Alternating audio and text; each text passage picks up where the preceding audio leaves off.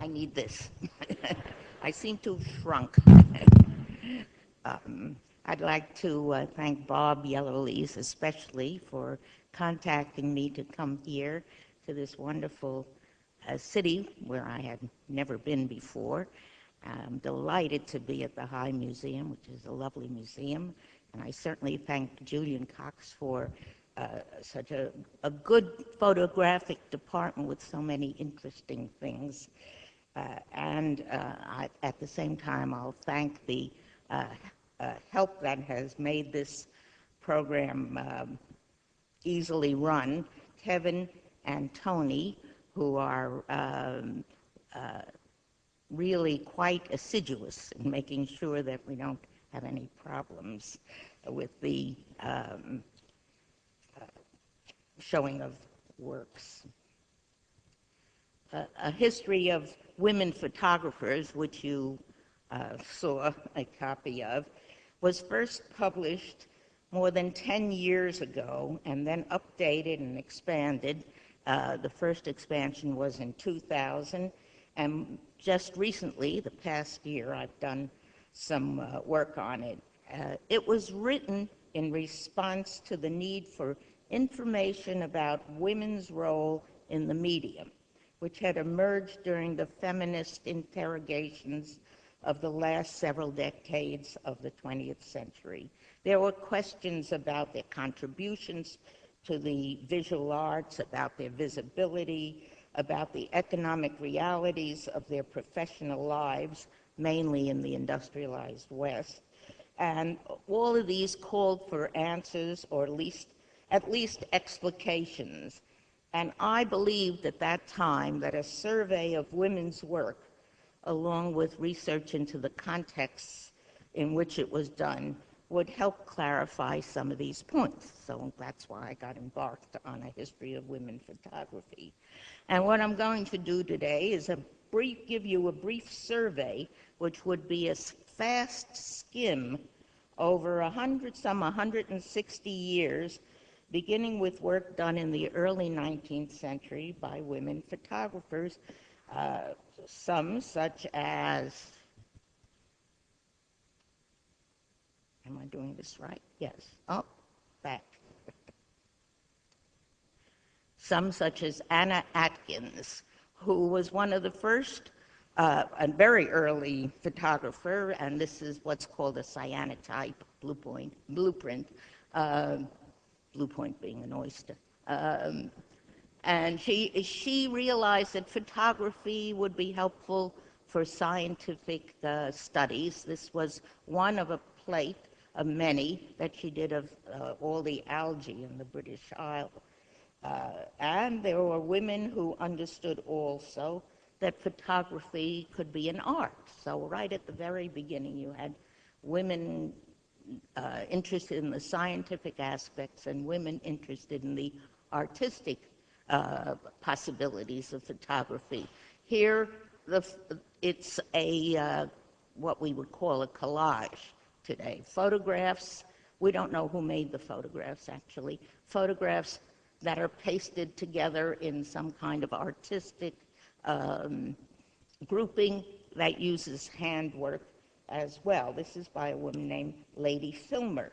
And as I say, she understood that photographs could make a contribution to the field of art. There were other women who made contributions to the field but were quite forgotten, such as Lady Hawarden, who recognized that the camera might play a role in creating sort of real-looking fantasy worlds. She posed her children in her, she was extremely wealthy and posed her children in a very beautiful home. And there were very well-known photographers as well as those that are forgotten, such as Julia Margaret Cameron, whom I'm sure many of you have come across or heard about. As for Americans, Catherine Barnes Ward, a name that's almost on nobody's lips today, was a working photographer, a writer, an advocate for women who urged that they take the profession seriously. That she said, not like embroidery that you can pick up and put down, but do something important or something for a living, a professional living. And here you see women who are professional retouchers. And in these early days, there were a few women who regarded the medium as something that could be useful, a visual means that could be useful for social documentation. That's Frances Benjamin Johnston, who you see in a self-portrait. And the portrait itself suggests that she realized that she was living in a sexist society that had a jaundiced view of women professionals because she's showing herself with a cigarette. You know she's a professional because all the pictures are up there on the mantelpiece. And she's got a beer stein. She's showing her ankle. She's got a cigarette, things that men do, you see, that women did not do in 1900. So the self-portrait, as I say, suggests she knew she was counter to the general run of things. Other women found that they could use photography to make a living from book illustration, such as this image by Adelaide Hanscom, a West Coast photographer who illustrated the Rubaiyat of Omar Khayyam. The best-known portraitist of the time, male or female actually, was Gertrude Casadonte, and she's never fallen out of the knowledge of photography entirely, but her work had to be sort of resurrected by a woman historian who delved into her background. She combined art, such as this, with a thriving portrait business, and some of there is in the collection of this museum, one of her portraits, which perhaps you'll have a chance to see sometime. That the camera image might express some very complex ideas about women's freedom from societal constraints is seen in this image by Annie Briggeman. If you're just looking at it superficially, it might seem like a nice arrangement of a woman on a cliff out west, raising her arms up, but she's actually supplicating in a way. She's sort of asking for freedom, and you would have to know a bit about her work and the rest of the images that she made to understand that, but these images are not just what they seem superficially. They very often involve a sort of deeper meaning. On the other hand, there were women who just took their cameras out into the streets.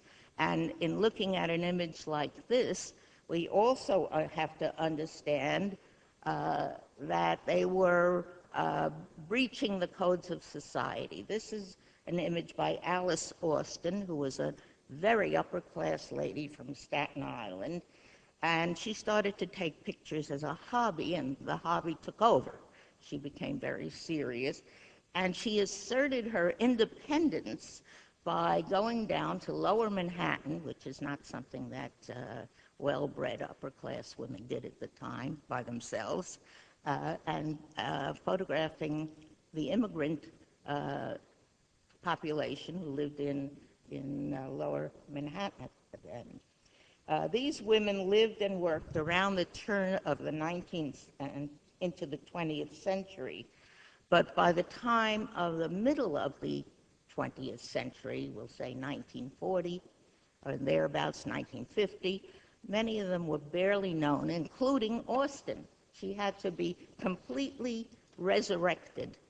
And of course, it was done by a woman who dug around in the Staten Island archives. The collection actually was found by Oliver Jensen, who was the editor, I believe, of one of American Heritage, if I'm not mistaken. But the research into her life was done by a woman. Now, I've talked about Americans for the last few slides, but I'll give you a brief knowledge of what was happening in Europe. In the late 19th century, women were not very drawn to photography, but by the early 20th century, they were beginning to recognize the possibilities of the medium. Here is an Italian photographer named Wanda Wolf, and this is what we call a montage. Earlier you saw a collage, pasting things together. This is a sandwiched photograph, two negatives or two prints together, in which she is obviously making some comment about the nature of women. And she worked in the 19 teens in Italy, and she was sort of the very beginning of a modern movement in photography that involved quite a few European women, including Anne Berman, who recognized that you could make a portrait of somebody, this is her child, without including the face. You could zero in on a section and it would have a meaning, and you didn't have to do it in the sort of accepted old-fashioned way. You could crop it in an interesting way. This was used as the cover of the book, by the way, and it's by a photographer named Lottie Jacobi, who started in Berlin and came to the United States. Anne Bierman, the one from earlier, did not last very long through the Nazi era, and many of the European photographers of that time ended up here or in other countries other than Middle Europe, other than Germany and Vienna. They were also influenced by the Bauhaus school, and they found that you could deal with abstract shapes in photographs, such as this one by Lottie Beasy, or this one by Florence Henri. And collage came back again.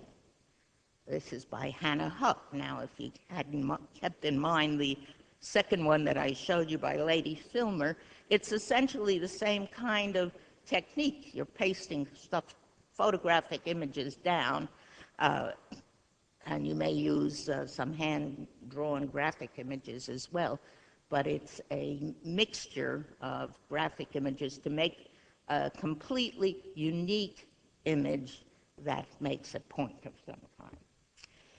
By the mid-century in the United States, American women had become aware of these modern trends.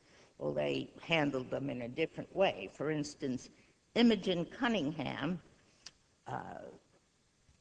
took natural forms and sort of turned it into an abstraction in doing this kind of work. And Laura Gilpin did the same with nature, when she photographed in Colorado.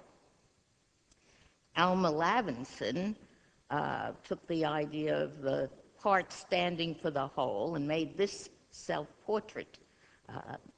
And incidentally, this was used as the banner for the exhibition of women photographers that was put together after the book was written. An exhibition was sponsored by the Akron Art Museum, and it traveled around the United States, and this became the banner for it.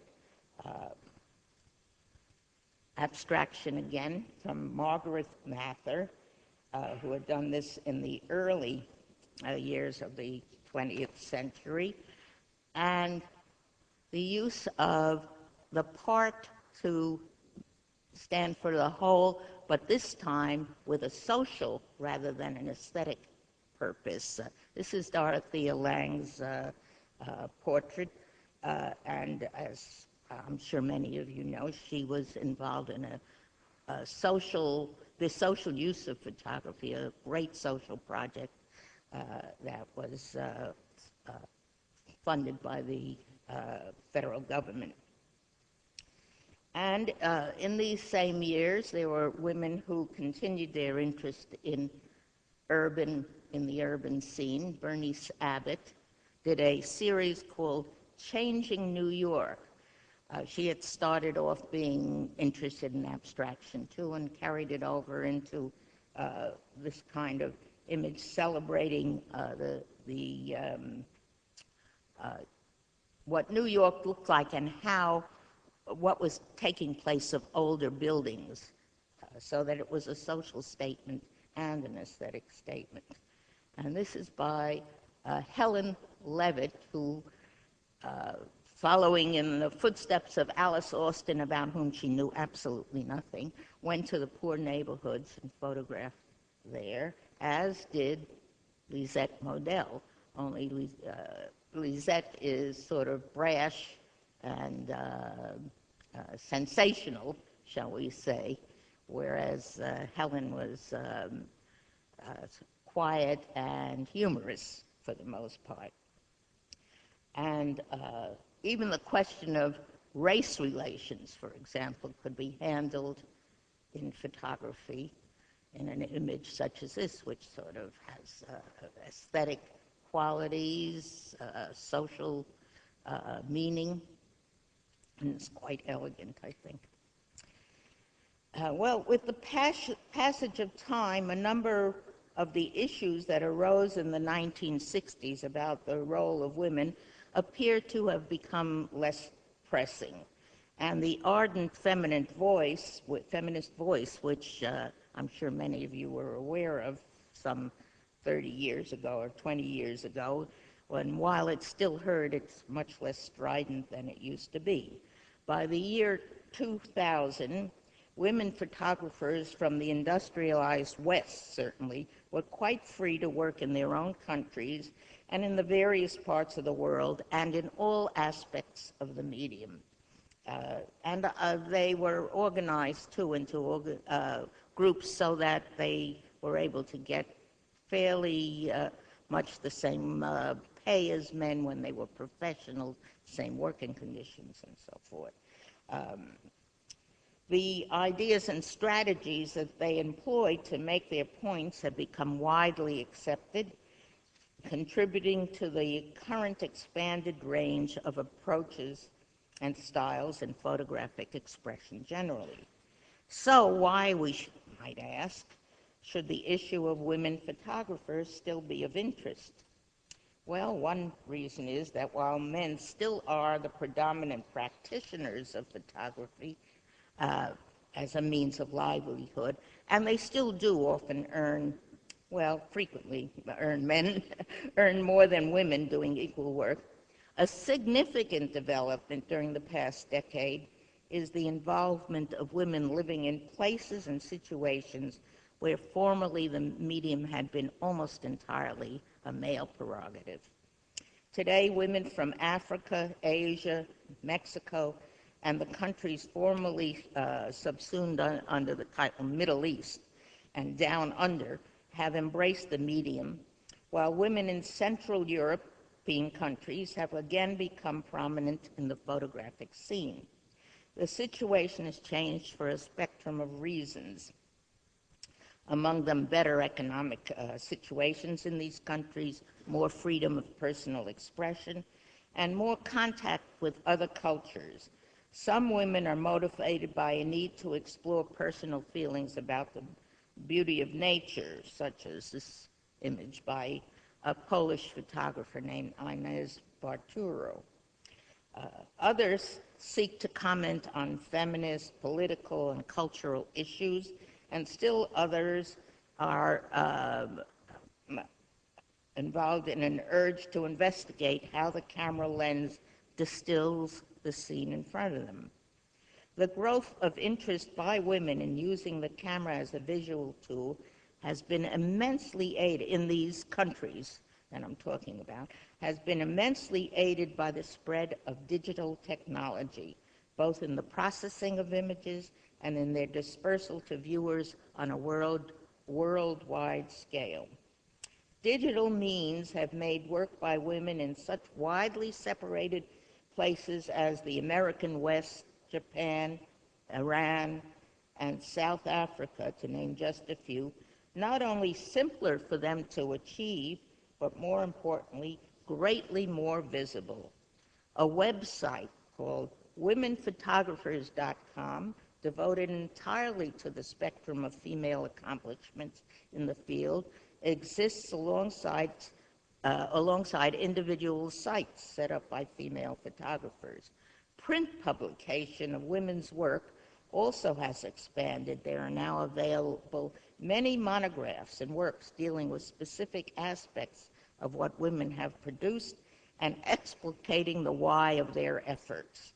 Women's works are more frequently exhibited. You have that example at the Lumiere Gallery, and sometimes they're sponsored by organizations. Women's work is sponsored by organizations such as Professional Women Photographers and Women in Photography International, which have sprung up in Europe as well as the United States. And what is evident is that the work being done everywhere is that visual ideas have become globalized. Concepts and strategies that had their genesis in the gallery and museum culture of the United States and Western Europe have spread throughout the world and into communities that once had seemed isolated from the buzz of the art world. Montage, pastiche, serial repetition, text image and image graphic combinations, and three-dimensional installations have all made their appearance alongside the older, straight aesthetic productions and documentary styles. Such images often have a didactic purpose, constructed realities, images that look like straight landscapes or cityscapes, but are the result of assembling large numbers of images using computer programs, can be seen in this kind of work by a woman named Meg Partridge, who presents her very realistic but digitally produced urban fictions in black and white, and her images of pastoral landscapes are presented in color. Unfortunately, I don't have a color slide. Questions of identity remain of special interest to many women. Digitally manipulated imagery by Japanese photographer Tomoko Sawada depicts her own self, that's her in every one of those pictures, in multiple guises, and devolves about the role of multiples in expressing the mechanization and serialization of experience in industrialized society.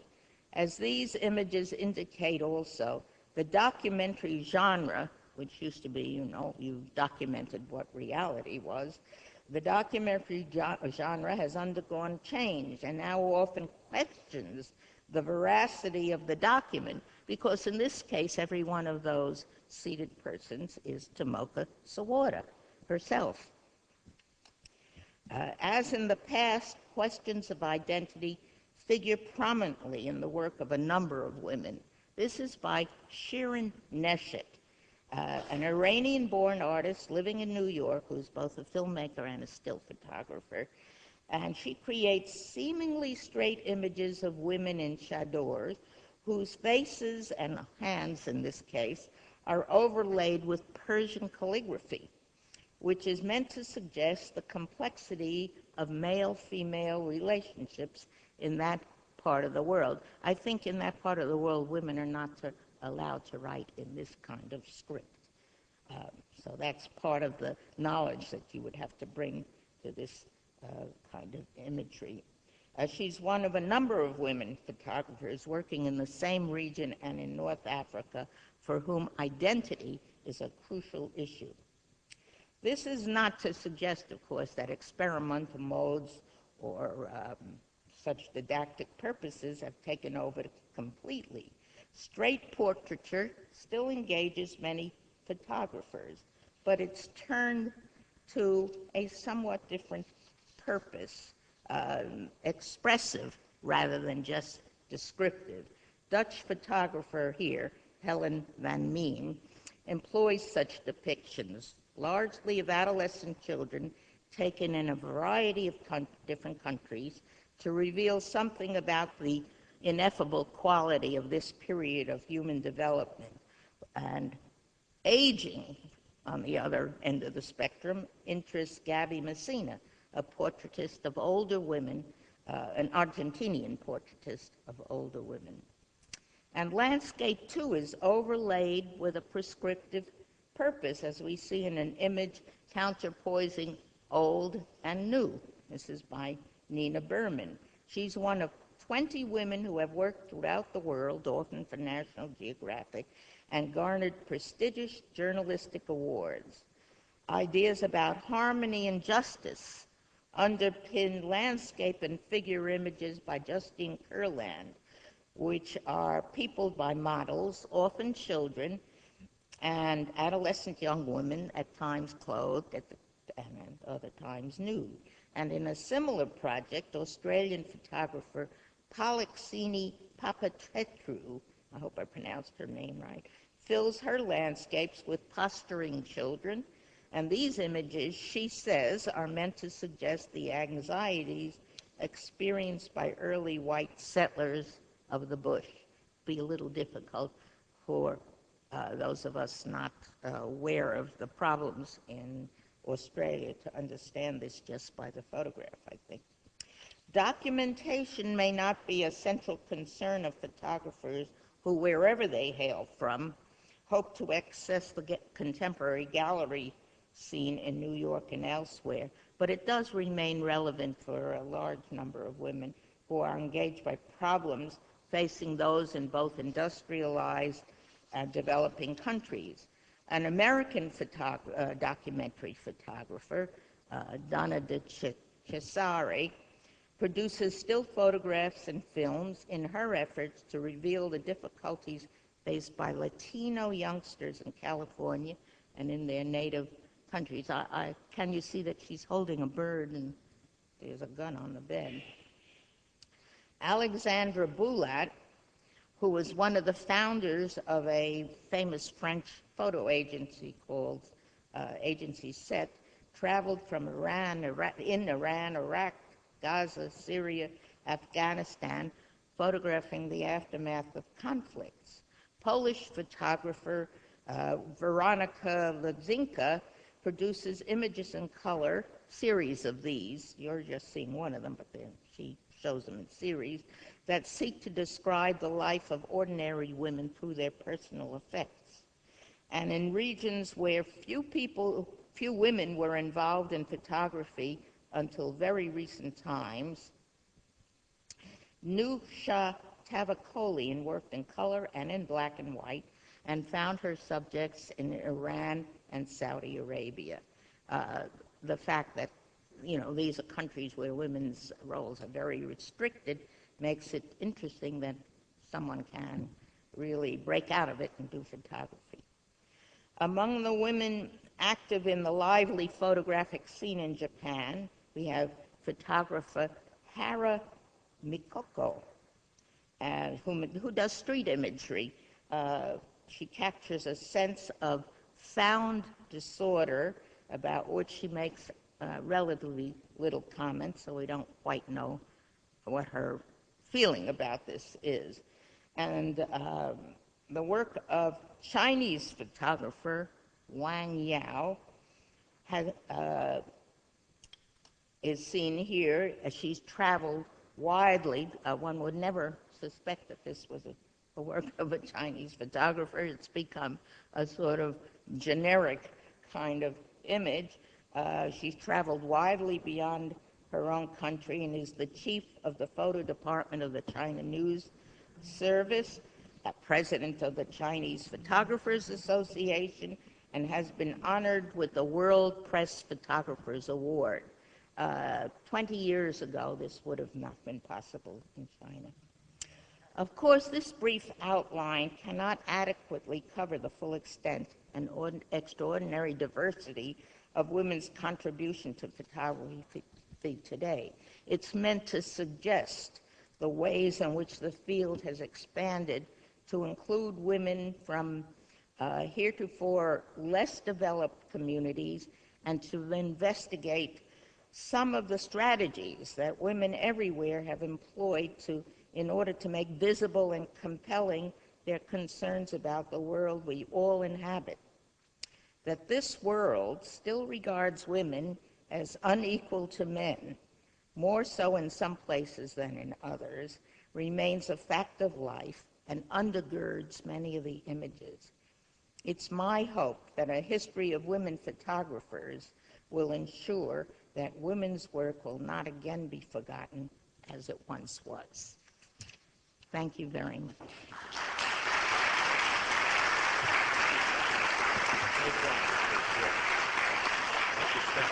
Yeah. Notice I did not fall off.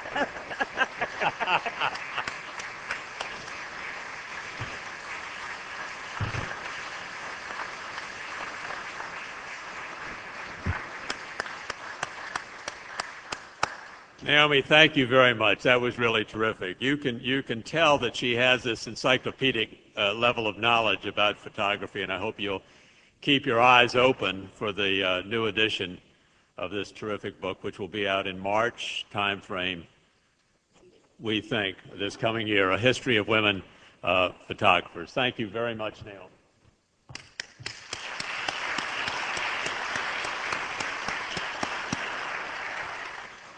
One of the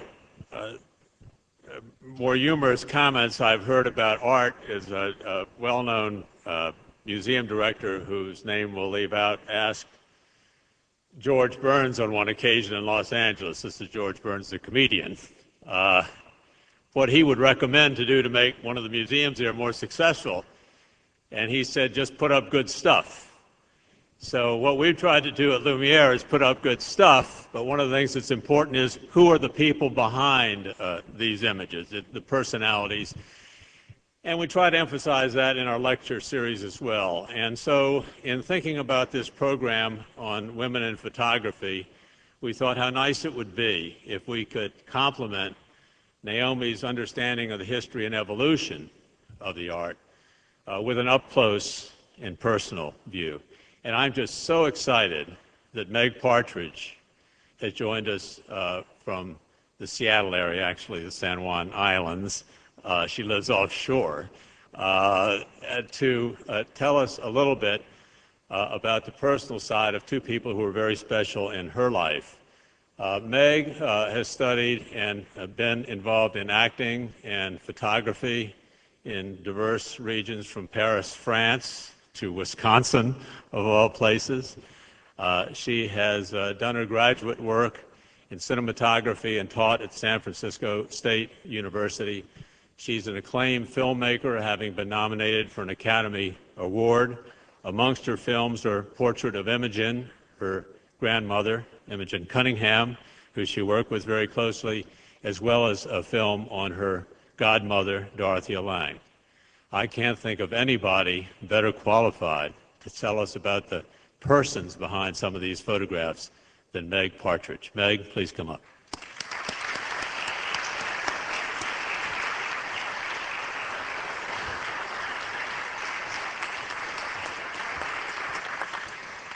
Thank you. Thank you very much, Bob and Julian Cox. It's wonderful to be here tonight. Indeed, I was sort of born into a photographic family. As I say, I had little to do with it.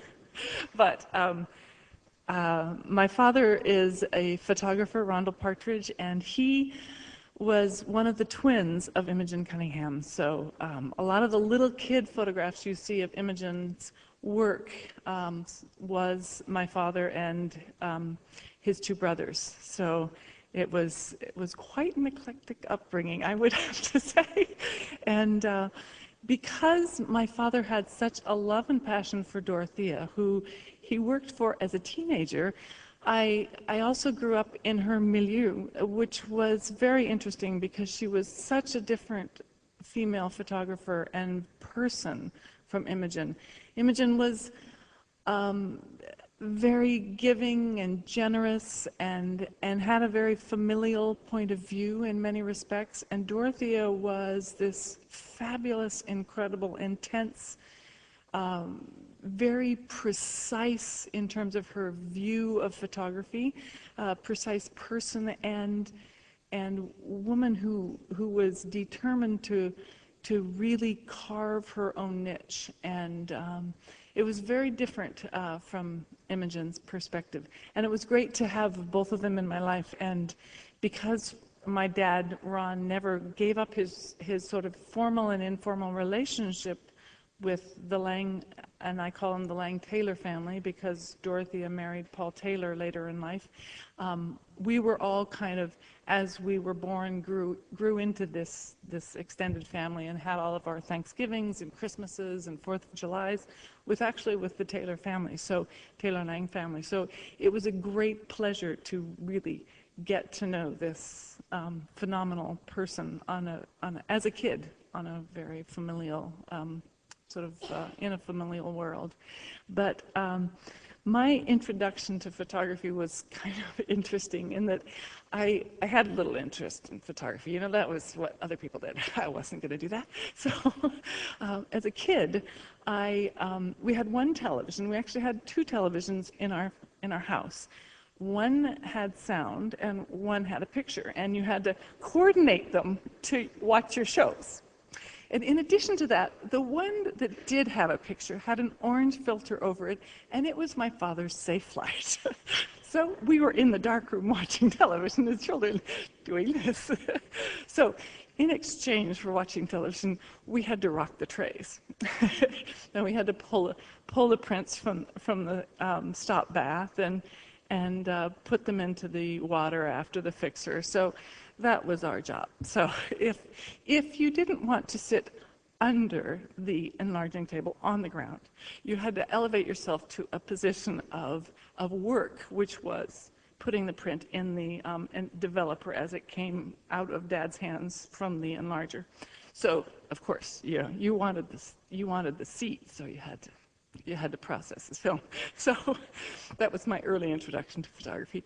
And then as a teenager, I again decided, I need a job. I'm 15, I really want to work, but what am I going to do? And Imogen happened to be over that day complaining about the fact that she had no spotter. So my dad said, Meg can do it. I never spotted a print in my life. So next week I trundled over to Imogen's house. We grew up in Berkeley, and she was in San Francisco. So I took the trolley and the bus and all of that and the cable car and got to her house. And this was after a 5-minute introduction by my dad of how to spot prints. And she hands me like a magnolia blossom. So I go, okay, I can do this. And she comes by. Her house was in a little 1906 house that was built right after the earthquake, about 500 square feet. And her dining room, bedroom, kitchen, and workroom spotting area were all in one kind of 10 by 10 foot room. So she kind of had a view of what we were doing, any of us at all times. And so I go over there and start spotting prints. And after about 10, 15 minutes, she comes in from the dark room and looks at me and says, "Aren't you done with that yet? Here, take this next one." And she says, "It's only going to the Museum of Modern Art in New York, So at that point, I knew that I was really in trouble because this was only about a fourth spotted. So I put it under the pile, and it came up again. And so she didn't know which ones. Fortunately, I had, she gave me a stack of a few of them I had spotted and not spotted. So we got along. But it was a great experience for me because as a kid, I knew Imogen, but she didn't have a lot of time for kids. She was more interested in people once they became young adults or adults. And then she had a great interest in you. So as a teenager, I got to know her a lot more, and I got to hear all of these wonderful stories she would tell. And so I was able to spend some time in an informal yet sort of structured way with her, which I enjoyed tremendously, and did that for a few years while I was a teenager. So much later, after some acting of work in Paris and ending up in Wisconsin, I was photographing, and I started to put all these images together, stills, one after the other, just of 3 seconds, separation of time And I said, you know, Meg, there's something called film. Maybe you should look into this, because I was basically making films one frame at a time. So I went to San Francisco State and became a filmmaker and worked as a cinematographer after I got a degree, and later taught filmmaking at San Francisco State. But my graduate project was the parts of the film that I'll show next, which is called Portrait of Imogen. I started this because I was rummaging around my father's darkroom, and as I want to do, because, you know, it kind of keeps you in touch with what's happening, and you can see who's been by, because he always photographs people who've been in the neighborhood and went through the house. So I kind of had this habit since I was a little kid of going through and seeing what prints were around. And I found these tapes, and I said, Dad, what are these? Let's go hear them. Put them on. I said, wow, that's great. This is Imogen talking. And I had no idea, but she had died in '86, and I was in school, you know, 15 years later.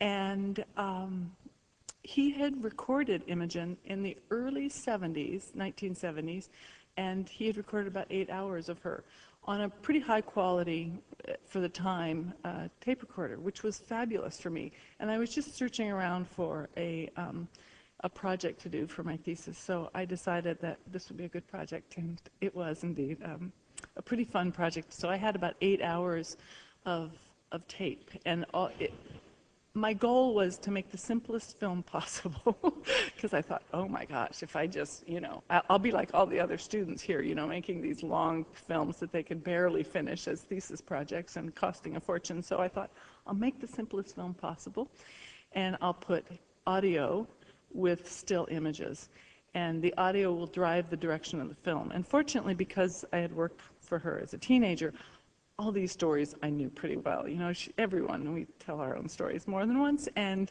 I knew her stories pretty well.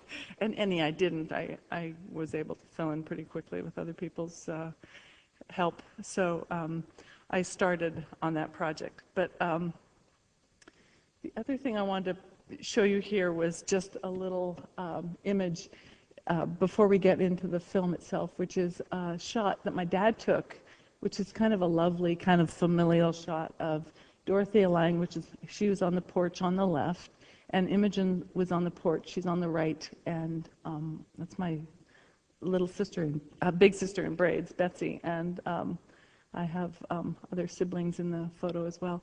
But this is in California, right at the beach, and it was a place that Dorothea loved to go, and a place that's fondly remembered by all of us. But I like that photo because it really showed the two of them together. So, Kevin, I think we're ready to cue up the first one.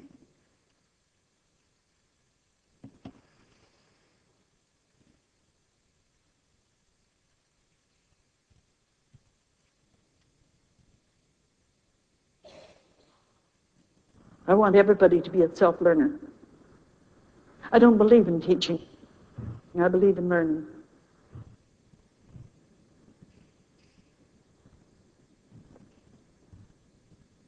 I made up my mind that I wanted to be a photographer. So I saved my money, whatever little it was, and it was $15 to tell you the truth.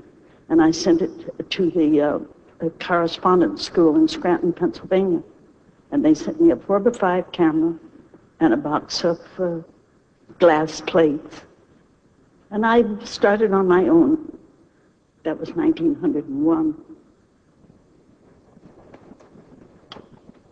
My first nude photography was a self-portrait in the woods, 1906, on the University of Washington campus. I set it up and jumped into it, and that was it. I don't know who tells me this, but somebody said that I'm the first woman that ever photographed a nude man. I was made fun of at that time when I photographed in 1915 my husband nude on Mount Rainier. In that one that I personally called the Fawn, he actually was sitting on a cake of ice on that little lake. He chose the spot, and it was very nice. Of course, they were not acknowledged as being nice, ladylike job. I was condemned by the newspaper, a well-known publishing company in Seattle, and they called me an immoral woman. And now people seem to pay for them and buy them and like to look at them.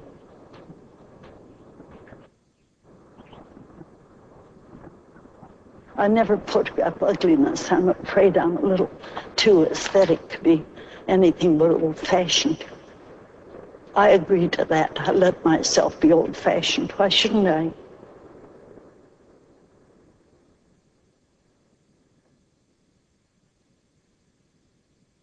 Well, this is 1910. It's when I was under the influence of William Morris, reading his stories and calling the titles. That's called Eve Repentant, I think. No, the other one is, this one, I don't know what I called it.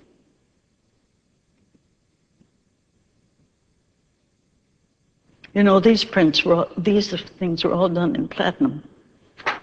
And I have a few yet. That's called Wind. It really is a girl that shared my studio. These other ones, the dreamy ones, that's like her, and I think that's very good. She's pretending to see fairies. It's what she was like.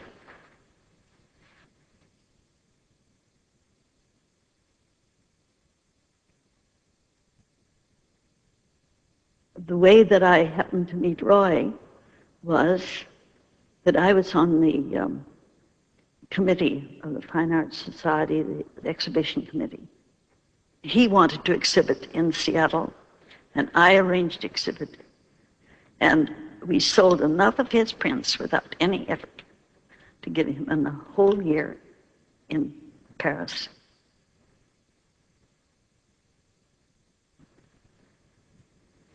And it was really astonishing. He'd write me on pieces of paper as big as a newspaper, fine handwriting, and tell me all about his life.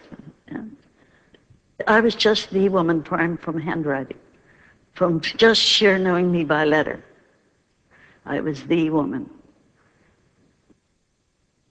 And so we had a funny little wedding in John Butler's studio, which was next door to mine.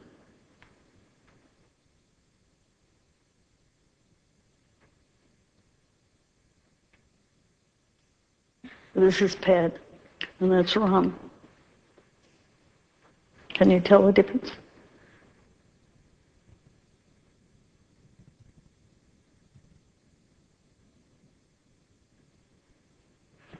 Didn't I spend an enormous amount of time at doing this kind of stuff? Well, I mean, I had 3 children in 2 years, and what could I do? Well, I didn't have any choice. I couldn't get out of the garden, out of the yard. I was always there. But so we'll stop here. This is her last line, but it got me back into working, and it was quite an interesting time for her. This was probably, my dad was born in 1917, so some of those early photographic flowers she did were the early 20s, so you can see how she just integrated photography with her life and you know, kept on going. And I think that was a really interesting kind of a way for me to look at how women work within their field. Dorothea did a very different thing, and yet she also just integrated her family. She has had two sons, has them, they're still alive, and Dan and John Dixon, and she integrated them into her family and her life and really kept working. In fact, Dorothea was she was the primary breadwinner in many respects. When she was married, she was initially married to Maynard Dixon, who was a painter and quite a bon vivant, I would say, quite a character. And now is pretty well known, but at that time he wasn't selling a lot of work, and yet he was painting and leaving for months at a time. So she was working. Actually, she came out west and began working as a portrait photographer. And the reason she ended up on the West Coast was she and her friend Franzi, I think her name was interested. They were going to go around the world, and they got to San Francisco, and they were pickpocketed, and they had no more money, so they stayed. Simple. So she managed to find a backer and open a photographic studio in pretty short order. She had worked at different photographic studios in New York and was in her mid-20s. So she was pretty well positioned, and she, in quite short order, became a portrait photographer to the upper class San Francisco elite, and was very successful. But she also transformed herself into what we know of her work primarily today, which is a woman who photographed on the streets and photographed migrants and worked to make change, social change, with her photography. Over a long period of time, she was probably a portrait photographer for more than 10 years, and then made transitions somewhat slowly and became a photographer paid by the government to do the work that she did in Central Valley and actually throughout the United States for the Farm Security Administration. So my father actually was her assistant when he was 17 or 18. He had known Imogen, and my grandfather Roy had known Dorothea and Maynard Dixon as soon as Maynard Dixon as soon as Roy and Imogen had come to the San Francisco Bay Area, they met Maynard and Dorothea, and they were sort of companions and friends. So they all kind of, my father and his two brothers grew up in that family as well. So when Dorothea needed a driver, and he was 17 or 18, he became her driver. He was already committed to photography and was doing photography on his own, and really needed to make a first foray into the photographic world as an assistant, and that's why he was an assistant to Dorothea. And alternately, during those same periods of time, and this is in the early 30s, he was an assistant to Ansel Adams, and Ansel would periodically fire him. So then he would work for Dorothea for a while, and then come back and work for Ansel until he was fired again and work for Dorothea. So there were a period of years that were pretty entertaining, and it's hard to imagine, but in that period of time, the photographic community in the greater Bay Area was all very familial. It's like all of us who would know each other going to school or being from the same small town. So this wasn't unusual at all for them, and it was, I think what was unusual in my looking view of this is that there were so many phenomenal photographers on the West Coast aggregated in a small area. Ansel Adams, Edward Weston, Sonia Noskoviak, and Imogen. So it really, and others, and Annie, what's her last name? Briggeman was there too, periods of time. So there was some beautiful, interrelationships that had sparked different artistic endeavors during that time period. But getting back to my next clip, when I was finishing my Portrait of Imogen film, I was taking it around. I was in Los Angeles, and somebody came up to me and asked me, "Meg, what's your next film?" And I, without even thinking about it, it was not even on the conscious part of my brain, I said, "Oh, Dorothea Wang," because I had to have an answer, or so I thought. So then I went home and went, "Well, Meg, are you going to make this film or not?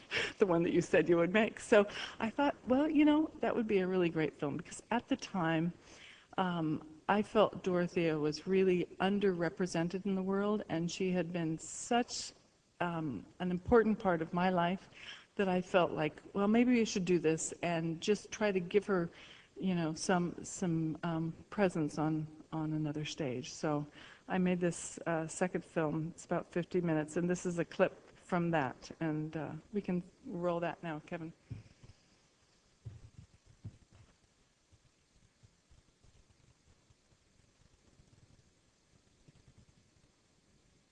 The photographer puts a camera around her neck in the morning along with shoes.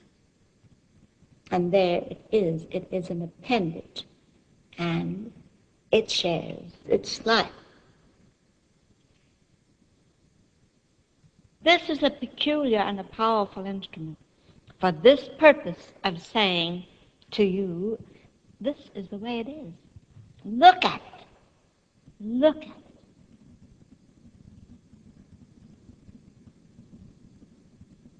I believe that every human action has consequences.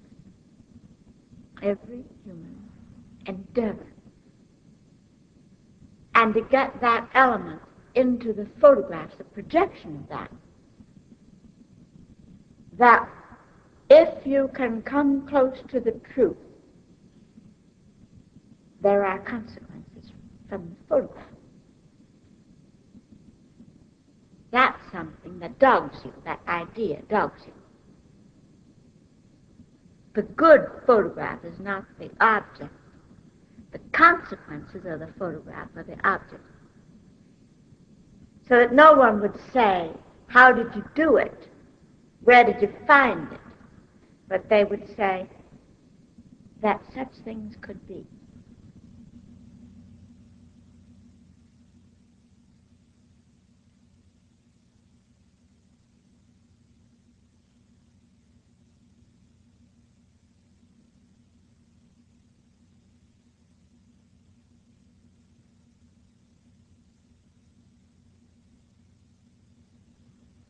What I did with Dorothea was drive, pack cameras, cook. Now that seems strange, but we lived on $4 a day, which was the government per diem in the field, and we both lived on the $4. That included motels and food.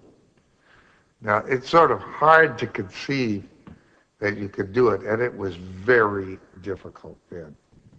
Remember those vouchers? Hotel $2. Toll 90 cents, ferry 70 cents. Funny.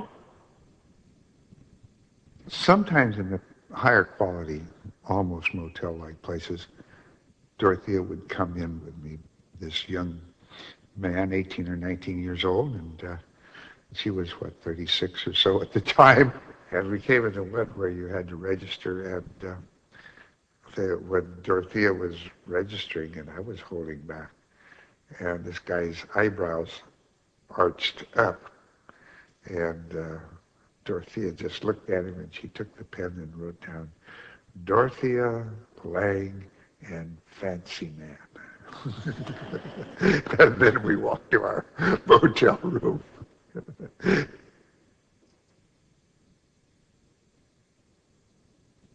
I don't think we ever drove more than 40 miles in a day.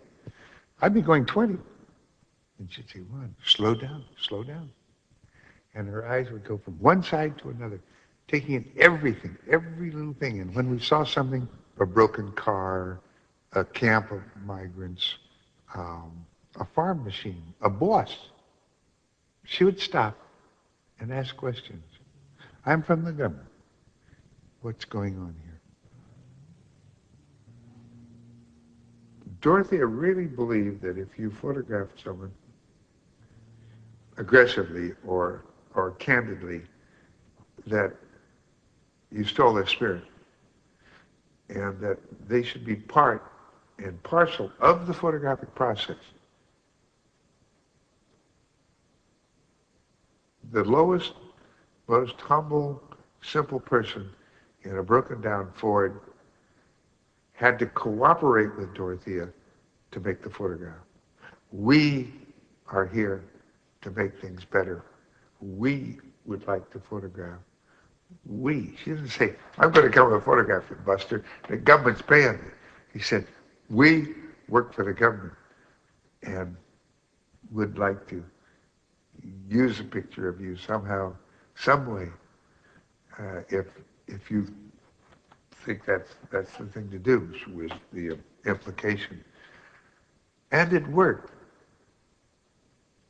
You can see the people are waiting, the kids. This little kid is curious. This little kid has been asked to pose, not so she can get a posed photograph, but so she can go on and photograph them in their activities later. And the pose photograph will quite easily be used in the series of photographs that she's planning to take.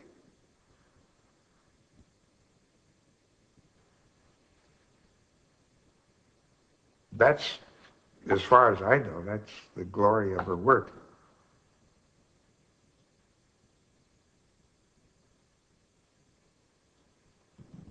I decided almost on a certain day, well, I was going to be a photographer.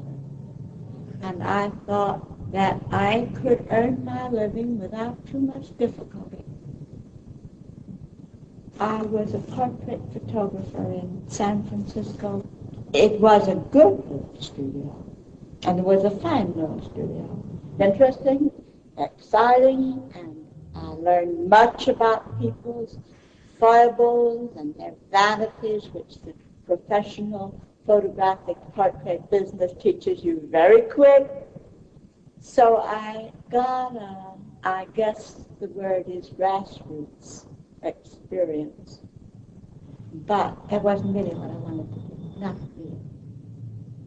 I had to really face myself with what I'm trying to say, and I do that.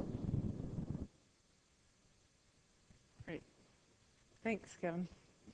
So that's just a clip of the film on Dorothea. As you see, I also took audio that was archival audio. I found it at the Oakland Museum, and it was a great resource for me, as well as doing, there I had more holes, so I had to do interviews as well.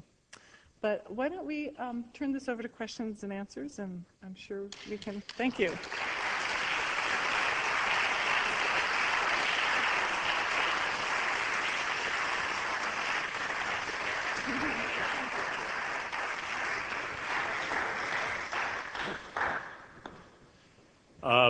Thank you very much, Meg. That was terrific, and I hope you all agree that having both the personal as well as historical context was very helpful. If you have any questions that you've written down, please pass them to the center, and we'll aggregate those. And now, are there any questions from the floor that while we're getting these comments? While you're thinking about your question, I want to ask two, one for each of you. And you can take them in whatever sequence you want. And this has not been rehearsed. So.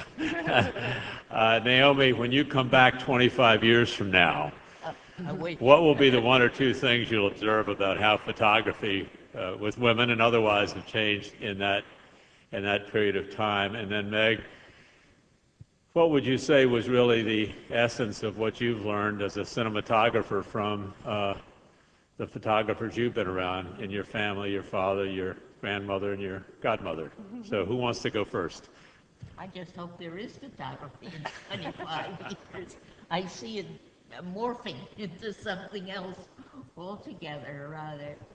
Could you pull the mic over? I said, I hope there is photography in 25 years. It's sort of morphing away. And it's hard to foresee what's going to happen because it's come together with graphic art so thoroughly. Painters who used to use photography in the 19th century, of course, denied it altogether. They made believe they never saw a photograph. Whereas in contemporary art, they use it all the time. They don't make any bones about it. So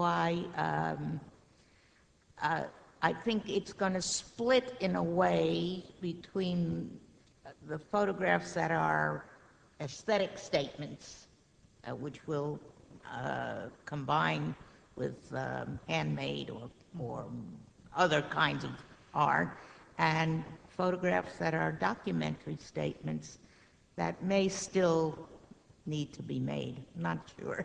I have to think about your question. That's a big question. You know, I think the one thing that comes to mind is mind your edges, which is the edges of the frame. And I think more than anything, when I became a cinematographer, I realized that I was watching the edges of my frame as much or more than I was watching what was in the center of my frame. And I realized that one day when the director turned to me and said, Meg, what did you think about that take? Because I was working as a cinematographer for other people, and I realized that actually I really wasn't attached to the emotion within that frame as a cinematographer, but I was always watching my edges, because what was important to me was, what was as important to me was what I left out as what I put in. So, yeah. Questions? Oh, come on now, someone's got to. Hi. Thank you both so much for a great pair of talks. This question is for both of you, actually, just based on what you've both said. The idea of photography as an art form morphing into something perhaps that doesn't exist anymore terrifies me, of course. And Meg talks about the very formal approach that she's taken in her work, looking at the edge of that frame. But implicit in both your answers is the idea that women in photography perhaps are bringing into it a kind of community which has up till now gone unrecognized. And it's that looking at the edges of their primary activity as such, looking at the edges of their frames, that will push photography outside of the realms of art, perhaps, and into the more socially engaged, the humanitarian approaches, etc. Would you care to comment on your thoughts about that? Well, I'm so far from a historian.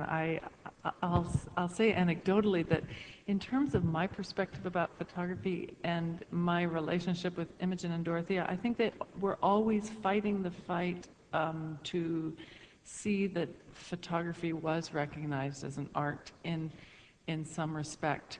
And also, I think I don't think any of us can really get out of our skins. So by their very existence and the creation of what they did in their own lives and how they formed their own lives, they informed their own photographic work.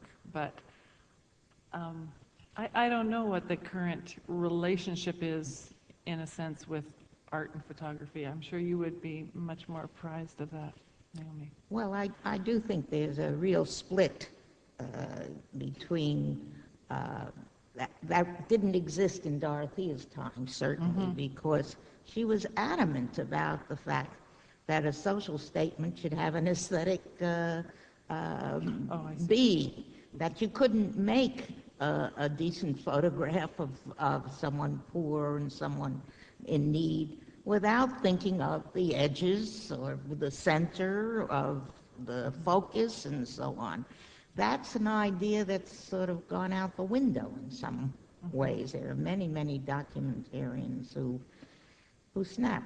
They want the subject matter, and for one thing, they don't work the same way. They make many, many exposures, and then you look at the sheets, the proof sheets, and you pick out whichever you think works.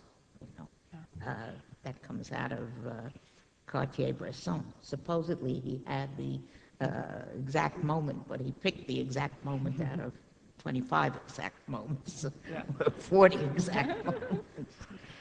But today I think that Dorothea's idea is not so prevalent. I think people make art and people make documents, and sometimes they do meet, like Mary Ellen Mark maybe. Yeah. But very often they don't. And I think, Imogen, for example, was passionate about not being exhibited before she had worked almost a dozen years. She said at 10 years at least. And she really defined her craft and refined her craft well before she exposed anyone to her images. And so she was pretty advanced. She didn't just shoot out there and put stuff up and show it off. And Dorothea, of course, worked as a portrait photographer, refining her craft. So you can see that portraiture, that beautiful picture that Naomi put up of the man with the hand in front of his face is a fabulous example for me of how Dorothea just transported her experience in portraiture out into the street. That's just an absolutely elegant portrait.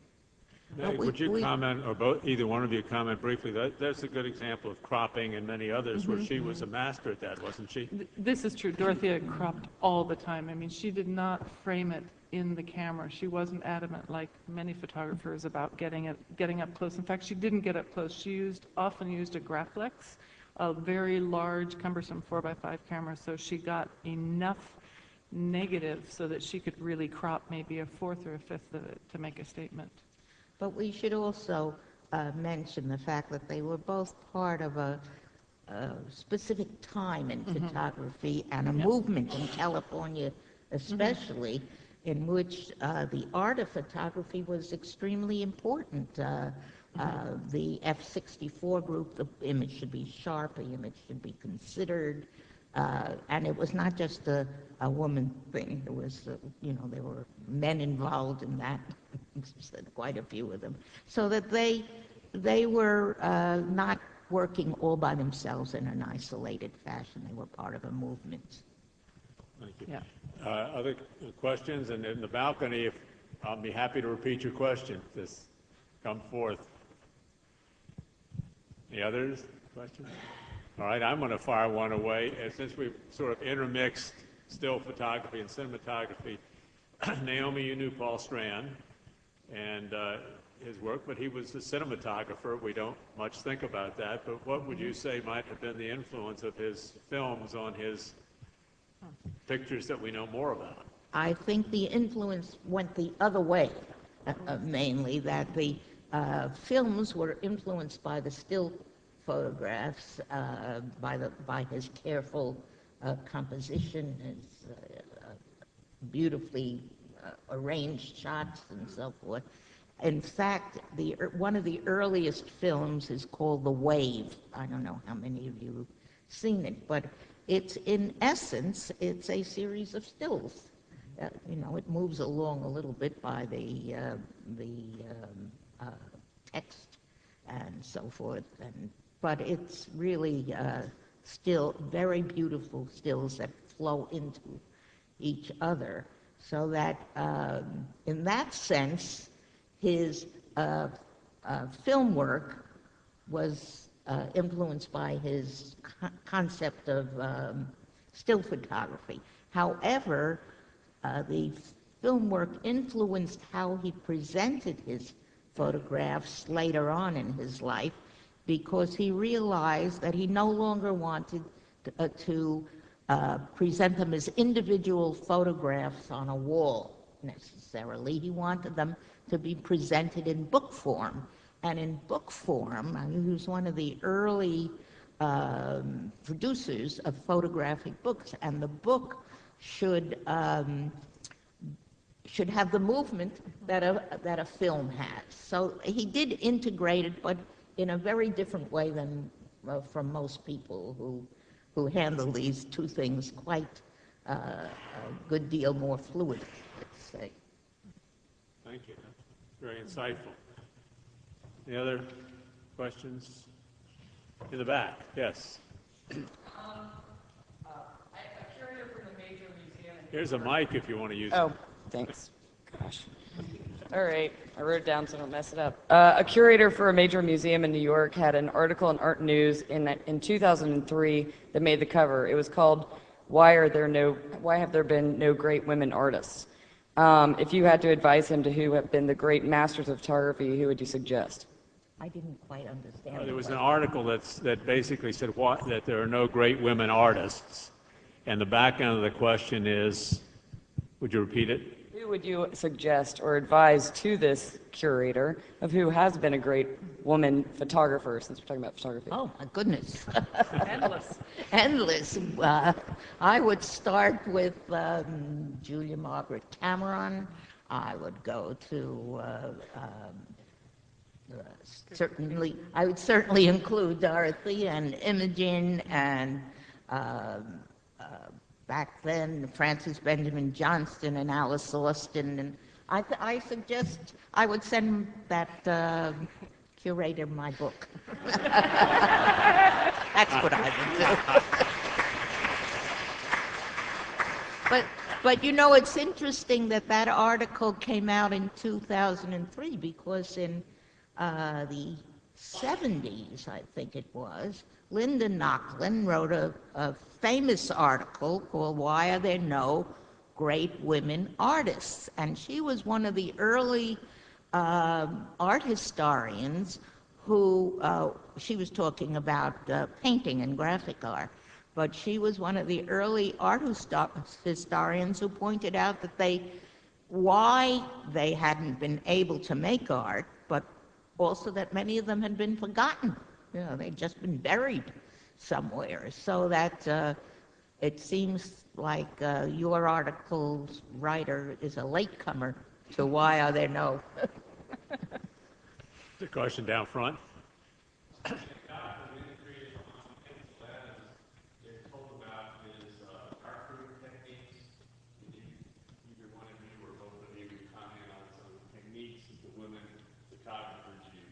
The question is, can you comment on the techniques used by women photographers in the context of Ansel Adams' techniques? Well, I can comment a little bit about Imogen's technique, which is what I would know. Imogen was a very, what we would call, casual darkroom technician. In fact, she and Ansel Adams would butt heads about the technique because she didn't really value, or she didn't put accolades on technique per se, but she put accolades on what she was doing within the technique. So she really pursued the technique in a much more casual way than Ansel did, and he was much more technical and progressive and theoretical about it, and he created a real analytical structure to make his work. And as most of you perhaps already know, that Imogen in fact did go to the University of Washington and got a degree in chemistry, and that was in the turn of the 20th century, and that was pretty interesting in and of itself. And she did that because there were no degrees in photography. Then the next thing she did is she transported herself over to Dresden and studied printing and photography in Germany for a year, because that's really, she felt, where the center of the photographic sort of technique was at that time, and became a very proficient platinum printer, and actually wrote articles about how to platinum print with lead, by the way, something you might not want to do. Came back and continued on her life as a photographer, but she didn't really become a uber technician. She used the technique in as far as it helped her express her own work. And Dorothea was also pretty casual. Dorothea didn't spend as much time in the darkroom as Imogen did. Dorothea had people like my dad to do a lot of her printing. So she didn't, in fact, do all of her printing, even from the 1930s on. Those were done often by her assistants. And Imogen had an assistant late in life, but who was working in the darkroom. But she was, even in her 90s, she was printing her own work. But I think many photographers, male and female, did not feel that technique was something that really was, they felt it was important for them, but it was not important for the person looking at the picture to know anything very much about it. I think Ansel Adams was quite exceptional in that regard, and he stressed technique, but Paul Strand, for instance, would rarely talk about technique. My husband would fly into a rage if anybody asked him how anything went. And once he had the opportunity of getting an article into a photographic magazine in which they wanted to know, one, how he did it, and they wanted to take a picture of his darkroom, you see, and he absolutely refused. He said, I'll turn down the article. I don't want to see my messy darkroom, and I don't want to tell him how I work. That's how I express my ideas and my feelings, and that's what's important in the photograph, not the technique of it. I think we do have one question that came here, but it's either my age or the lightness of the pencil, and I can't read it, so will the person come up after and ask a question? We're going to wrap up because we said we'd wrap up now. But I do want to remind you, if you'd like to continue this discussion, there are two marvelous books that Naomi has done and multiple films that Meg has done.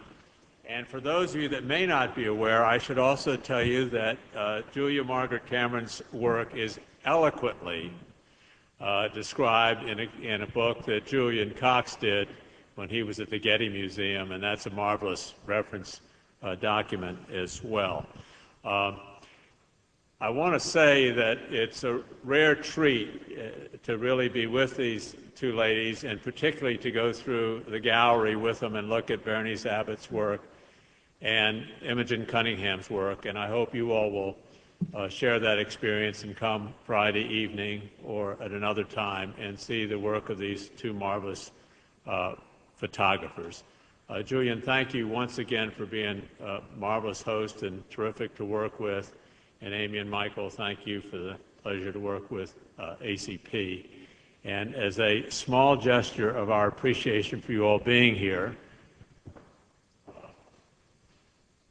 we have these for you, which we won't force you to open in front of anybody, but it is some art in a different form, which is glass, which is very important to Meg, who works in glass. And we thank you so much for providing such an important insight into women in roles in photography and being with us tonight. Thank you. Thank you. Thank you all for being a great audience.